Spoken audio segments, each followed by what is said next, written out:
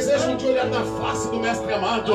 Essa noite a Bíblia está aqui nos trazendo um consolo. A Bíblia aqui está nos trazendo uma palavra de esperança. As aflições existem, as dificuldades existem, as tribulações existem, e enquanto estivermos peregrinando por aqui, estamos sujeitos a todas as coisas, mas a Bíblia nos garante dizendo que nós temos um Deus que é o nosso refúgio, nós temos um Deus que é a nossa fortaleza. O crente sofre como o ímpio sofre, a diferença é em como passar pelo vale. O ímpio passa sozinho, mas o crente tem o Espírito Santo, o Paracleto divino que está conosco, e eu tenho certeza que Ele está aqui poderoso essa noite, sondando os corações, e Ele prescuta o mais profundo do teu ser.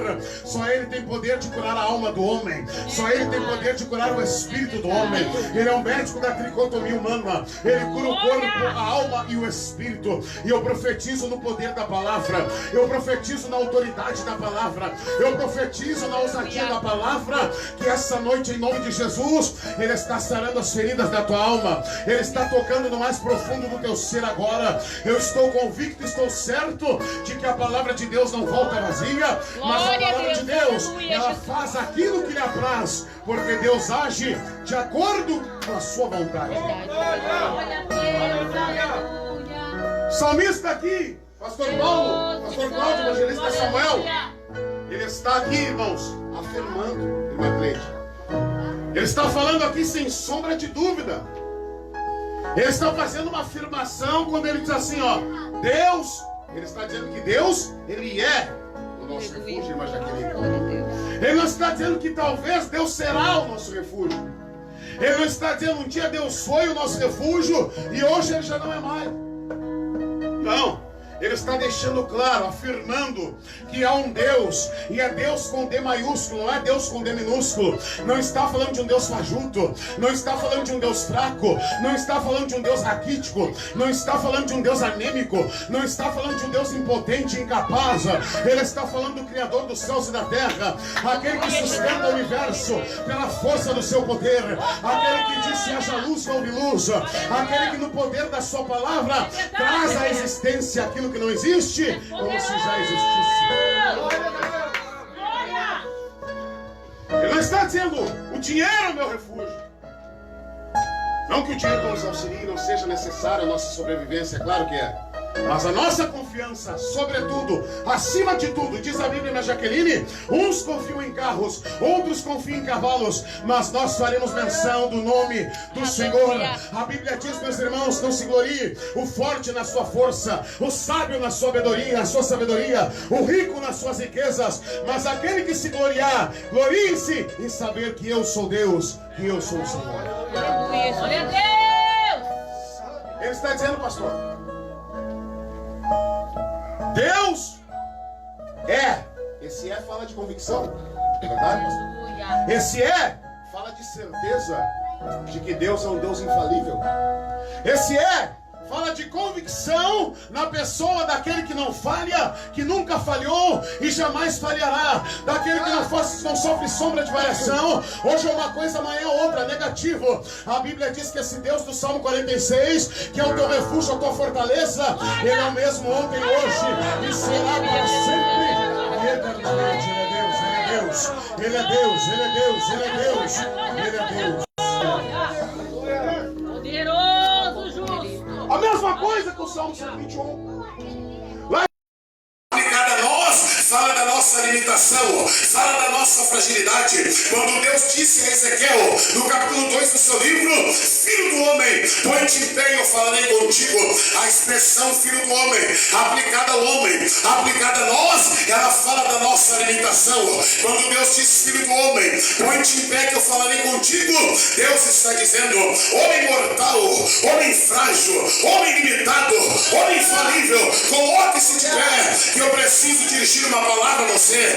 A expressão filho do homem, colocada ao homem, fala da sua limitação, fala da sua fragilidade, mas a expressão filho do homem, aplicada a Cristo, fala do seu estado de humilhação, fala do seu estado, do seu alto esvaziamento. esvaziamento, quando ele deixa o esplendor de sua glória e abre mão dos seus privilégios, Paulo diz em Filipenses 2, 5 a 11, que haja em vós o mesmo sentimento que houve em Cristo, que ele esvaziou-se ou aniquilou-se a si mesmo, ele abriu mão dos privilégios, deixou o esplendor de sua glória e tornou-se um ser humano. Então a expressão filho do homem fala do estado de humilhação de Cristo, do alto esvaziamento de Cristo, mas a expressão filho do homem também fala da glorificação de Cristo, da ressurreição de Cristo, e a expressão filho do homem aplicada a Cristo, escatologicamente falando, apontando para o futuro, fala da sua vinda gloriosa, quando ele vem com milhares de seus santos para julgar essa terra. Jesus veio ao mundo, ele não veio constituir família, ele não veio namorar, ele não veio passear, ele não veio passar tempo. Jesus Cristo veio à terra.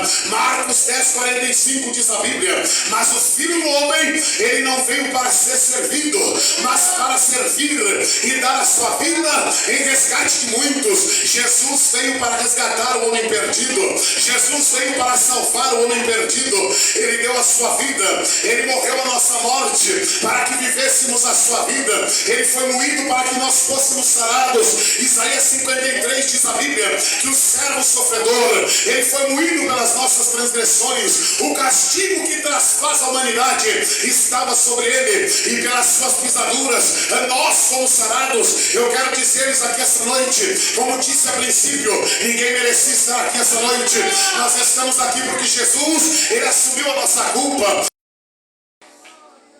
Glória a Deus. Um dos seus propósitos de Jesus ao vir à terra foi subjugar Satanás e libertar seus escravos, conforme lemos ali. Manietar valente, amarrá-lo, ou seja, Satanás. Roubar, invadir a sua casa e roubar os seus bens, ou seja, os seus bens são aqueles que estavam escravizados por ele. O propósito de Jesus Cristo ter vindo a essa terra, na sua primeira vinda, nascido de mulher, quando ele encarnou, quando ele deixou o esplendor de sua glória, segundo Paulo nos fala em Filipenses 2, 5 a 11, Paulo vai falar do mistério da encarnação de Cristo, quando ele diz, igreja de Filipe, meus irmãos filipenses, que haja em vós o mesmo sentimento que houve também em Cristo Jesus, que sendo em forma de Deus, não teve por usurpação ser igual a Deus, mas antes aniquilou-se a si mesmo. Aniquilar-se a si mesmo significa que ele renunciou aos privilégios que ele sempre teve como Deus. Há uma teoria chamada teoria da gnoses. A teoria da gnoses, ela peca em dizer que Jesus Cristo se esvaziou dos seus atributos divinos, que Jesus Cristo se esvaziou dos seus atributos incomunicáveis, quando ele tornou-se um ser humano. Essa teoria da gnoses diz que ele deixou o seu atributo da onisciência, o atributo da onipotência, o atributo da onipresença, mas à luz da Bíblia isso não é verdade. Paulo diz em Colossenses 2:9, porque nele, em Jesus Cristo, o Filho de Deus, o Verbo encarnado, Paulo vai dizer aos Colossenses 2:9, porque nele habita corporalmente toda a plenitude da divindade. Jesus, quando andou nessa terra, ele era plenamente homem, ele era plenamente Deus. Ei, meus queridos, Jesus não se esvaziou dos seus atributos divinos, quando a Bíblia diz que ele aniquilou-se